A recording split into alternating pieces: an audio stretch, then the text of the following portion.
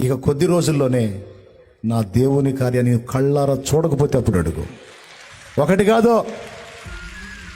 ఒకటి కాదో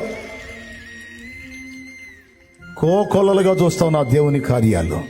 ఏ రేంజ్లో నమ్ముతావో, ఏ రేంజ్లో విశ్వసిస్తావో ఆ రేంజ్లో నా దేవుని కార్యాలు చూడకపోతే అప్పుడు అడుగు.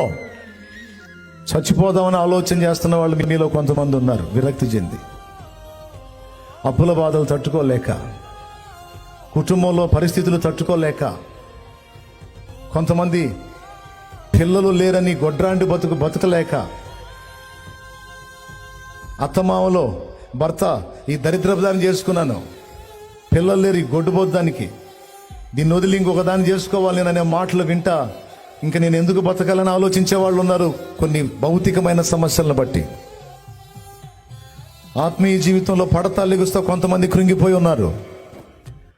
మానసిక సమస్యల చేత కొంతమంది అల్లాడుతున్నారు. నేను చెప్తున్నా, ఆ సమస్యలు ఏవైనా ఎంతటివైనా వాటిని మార్చి ఆశీర్వాదకరమైన కార్యాలు నా ప్రభు చేయగలడని విశ్వసించిన వాళ్ళందరి జీవితాల్లో వారి విశ్వాసం మేరకు కార్యాలు తప్పనిసరిగా జరుగుతాయి. నా దేవుడు చేస్తాడు.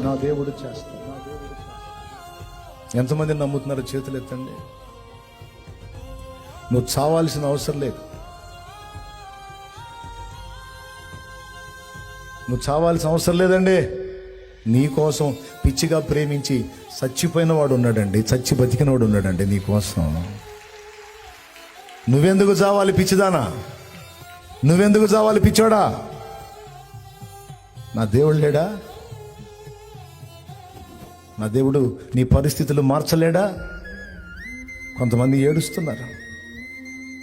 హాయిగా ఆనందంగా సాగిపోయే నా జీవితంలో నా కర్మలు తగులుకునే నాకు బంధకాలు తగులుకునే, దరిద్రం తగులుకుంది నాకు అని కొన్ని ఇబ్బందికరమైన పరిస్థితులను బట్టి కొంతమంది ఏడుస్తున్నారు. నేను చెబుతున్నాను, కృంగిపోవద్దు. విశ్వాసాన్ని చల్లారనీయొద్దు. విశ్వాసాన్ని మాత్రం కలిగి ఉండు. దాన్ని చల్లారనీయొద్దు. ఆ పరిస్థితులు మారుతాయి, త్వరలోనే ఇంకా కొద్ది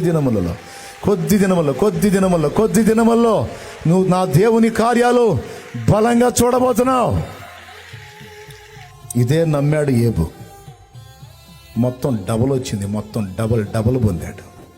మరి విశ్వాస వీరుడు